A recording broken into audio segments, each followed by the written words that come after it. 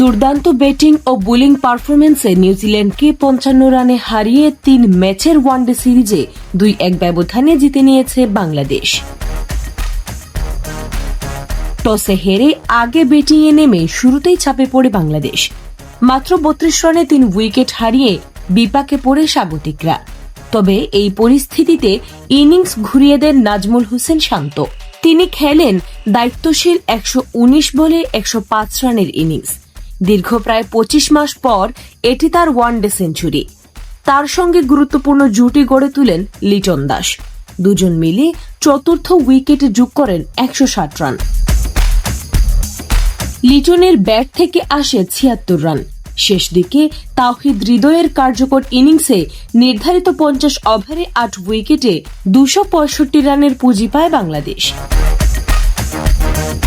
জবাবে ব্যাট করতে নেমে শুরু থেকেই চাপে পড়ে নিউজিল্যান্ড। বাংলাদেশের বোলারদের নিয়ন্ত্রিত আক্রমণে নিয়মিত বিরতিতে উইকেট হারাতে থাকে তারা। বল হাতে সবচেয়ে সফল ছিলেন মুস্তাফিজুর রহমান। তিনি একাই শিকার করেন ৫টি উইকেট। দীর্ঘ বিরতির পর এটি তার ওয়ানডে ক্যারিয়ারের গুরুত্বপূর্ণ ফাইফার।